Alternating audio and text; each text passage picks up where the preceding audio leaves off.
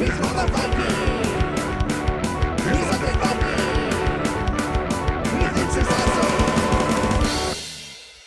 everybody, this is me, the Undead Viking, and this is Infusion. Infusion is a deck building game, and okay, hold on. It is a deck building game in which each player is going to be basically trying to complete missions which earn you points. And it is not a cooperative game, it is a game where each person's playing against each other. So the hook for this one is twofold.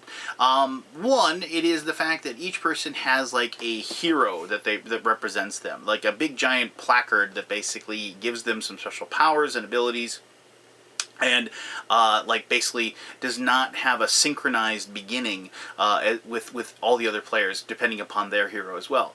Secondly, it is the fact that the theme of this one, how do I even explain it? It is, okay, so take like Grimm's fairy tales and like, you know, other like fantasy element games. I'm not when I say fantasy, I'm not talking about like J.R.R. Tolkien or anything like that. I mean, I'm talking like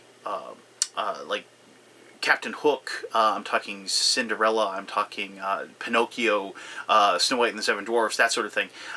You know, so take that like fantastic element and then apply like a futuristic like Star Wars world where they exist in. And so like, and it is a really clever way of presenting the theme, and the game itself is just kind of like, I found myself as I was playing it like going, I really want to know more about this world that they've created. And I'd like to think that, yeah, I mean, as far as the background that they've written and stuff like that, I've read some of it. It's pretty impressive. So, it is, as I said, a deck builder. So, I mean, if you play deck building games, you're probably going to have a really good grasp of how this works. So let me show you how Infusion goes, and then we'll come back here and we'll talk a little bit more about why I've had fun with it. All right, cool. Okay, so this is Infusion. Now, I have just gone ahead and set up the game. This is the cards that they said that if you're going to play the very first time, these are like the cards in like the reinforcement area where you like are buying the cards to add to your deck. These are the cards that they suggest that you play with. However, you do get a ton of options. As you can see, these are all the different reinforcement cards that I did not use in there. So, as far as the replayability goes and everything like that, you know, it's got a ton. And I'm sure they have tons of ideas for expansions because, as I said, they've kind of taken this weird, like, futuristic Star Wars world and they've applied it to, like, all of our famous, you know, fairy tales or you know, grim fables, if you will. So, for example, like, and as I said, each person has like a hero, like the person that you represent. And so this is, you know, Snow White, and of course, as I said, snow is not. Anyway, so they have a former snowflake turned bounty hunter, master weaponry, explosives, and hand-to-hand combat. Has 7 weaponized attack drones. Really? Snow White? 7? Yeah, anyway. Longs for her home city, the Red Apple. And if you have any bonuses, like if you have like, so like skill is the resource that you use to purchase or basically complete missions, if you will. And I'll explain missions here in just a little bit. And then it tells you what your hand size is and what your initial like resources are during your turn. What you do in your turn is you do the assign phase, then you do the enlist phase, and then you do the run phase. And so that would be the starting values for each of those. Now, let me just show you. And then each, the really cool thing about this is that each you know, hero that you have, and mind you, it isn't just the 2 here. I'm just showing you Snow White and Rumpelstiltskin here in just a little bit. But once again, here is each one of these big cards is a hero, and like you can see, there's, you know, Captain Hook. The oracles, which is like the 3 blind mice, which, you know, I thought was really clever. You know, Robin the hero. You know, so you know, Hyde is in like Jekyll and Hyde and things like that. So I mean, they've really done a really good job as far as, you know, like coming up with like applying, you know, the fairy tale world to the Star Wars world. But anyway, regardless, so here are like the starting cards, because everybody's, you know how normally in like deck builders, like everybody has the same, you know, 10 cards, whatever. You get 6 recruits, you get, you know, 3 markets, and you get, you know, 2 whatever. You know. So here each one's different. So these are her attack drones. 1st, 2nd, 3rd, 4th, 5th, 6th, and 7th, like the 7 dwarves, duh. And then here's the 3 red apples. And of course, Snow White get the red apple, right? Duh. Alright, cool. Anyway, so and then here I'm going to show you, like, here's, you know, Rumpelstiltskin. So what they do with Rumpelstiltskin says a brilliant hacker and known ancient of snow, master of encryption and identity software, known only by his online alias. No one really knows his real name or real appearance. And then then you have hand size 5, same thing over here. But then a couple of things quickly. This is how clever they are. So you have obviously, you know, Short Ribs, Conrad. These are all the possible names of Rumpelstiltskin, and those are your basic cards, and, you know, as far as the ones that you start with. All right, and then here you have, each time you assign a merc, and a merc is the basic recruit, and you can get lots of mercs, obviously, and I'll explain how you get those in just a second here. Each time you assign a merc, you may do one of the following: discard 1 copy of Spin Gold from your hand, if you have this in your hand, or retrieve a copy of Spin Gold from your discard pile to your hand. If you retrieve it, you gain Loyalty 1 and Skill 2. And Loyalty is the resource that you use to purchase your reinforcements. Skill is what allows you to complete missions. Alright, so I thought that was kind of cool, because obviously Rumpelstiltskin spun gold, you know, and so forth. And so you have that cool little ability. Now, I just want to show you something cool. So on each one of these cards, and other ones as well, each one of these cards has these 2 stats here. And then the cards that you buy have a stat in the top left corner, which is the cost that it costs to buy it, or recruit it, as they call it in this game, or enlist it, I should say. So the first one there coincides with the price it costs to the loyalty. That's what it costs to get these reinforcements. The red is the skill, like, as far as, you know, running missions. And so not all of Rumpelstiltskin's, you know, creations or versions of him are the same. So a 1-0, but there's a 0-1. Here's even a 2-1 with Balthazar and stuff like that. And they all have, you can see they all have these little abilities like draw 1, assign 1, and so forth. You know, and so, you know, I thought it was cool that they went to the trouble of making it, you know, different. So you keep this in front of you when you have it, and then you have your starting 10 cards. I'll just use his for this thing. You shuffle those up, and then, as you can probably guess, you just dropped your hand size, which is 5. 1, 2, 3, 4, 5. You have those, put those aside, and then you look at what you have. So I didn't get any gold spin, but I have all of these different things. So remember, you start with like an assign 1, enlist 1, and run 1. Now, assign is your ability to put a card down and basically get it to work for you. And so you always want to basically, like, get as much as you can, especially at the get-go, because the more things, so if you put one down that has assign 1, so then this, you played that would give you another assign, because you've gained that ability. So here's another one that has assign on it, so you put that down. So, and here's another one that has assign on it, so you put that down. So, like, you're going through your turn. If you play deck builders, you probably have a good idea about this. Now, you have a situation here with draw 1 or run 1. Well, I can draw another one, you know, and then hope. But the thing is that, you know, I have a situation where I have an assign. I have 1 assign because this guy gave me an assign, so I could you know, use that, or run. Basically, each person, like, a run is run a mission.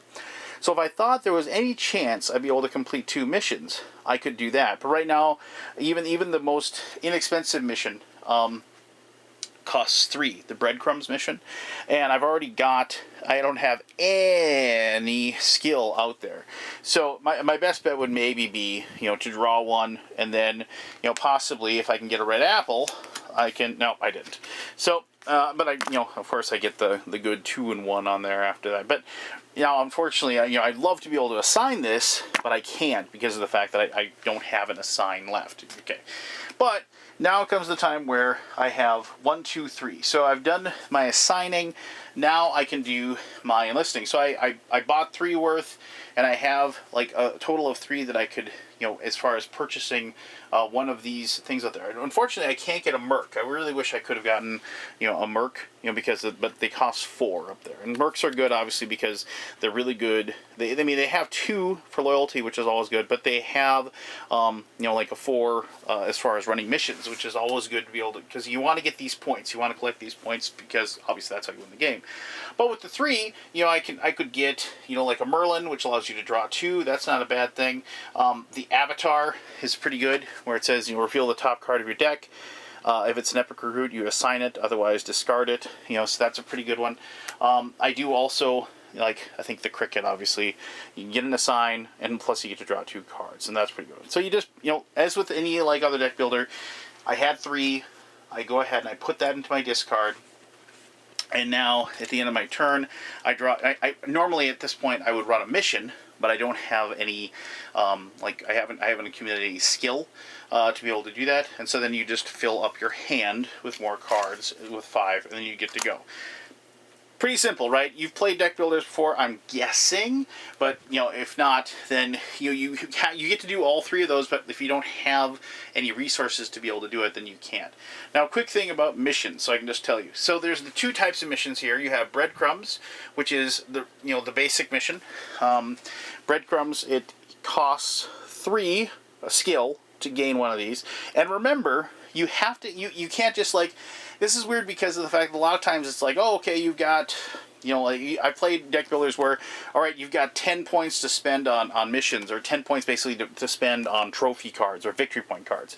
And so then you'd go, oh, okay, well, then I'll buy this, that, and that.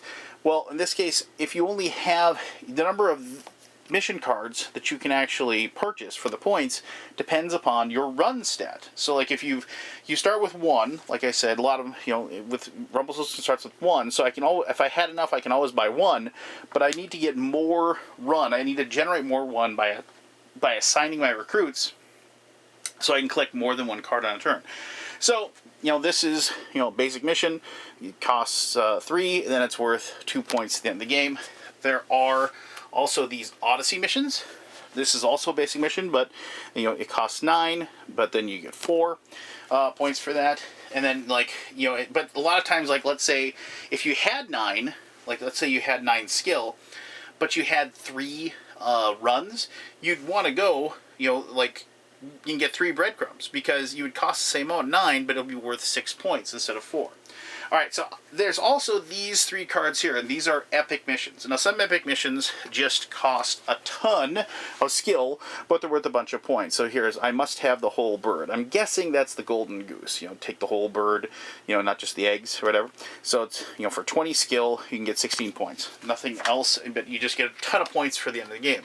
However, these other 2 epic missions, the castle run, at the start of these, if you claim them, you put them face up next to your hero card, like this. You have ability. So at the start of your turn, draw 1. So like if you have the white snake, you cost 12, it's worth 7, but you automatically get a draw 1 at the end of your turn. So you get to add another card to your hand. And here's like the castle run. At the start of your turn, you may reveal the top card of your deck.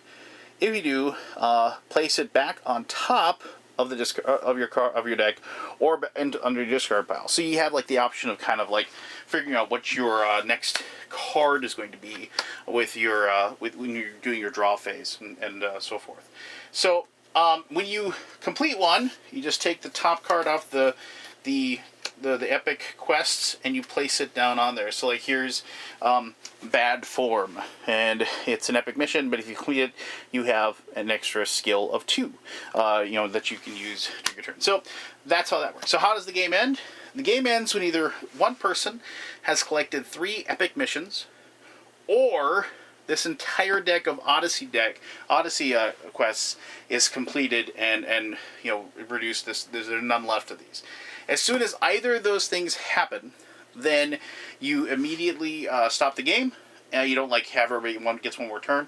You total up the number of points people get, that are down here on the bottom left-hand side. Normally, that's only going to be from quest cards, but there are some other cards in the deck that if you get a hold of them, they will be worth a point or 2 as well.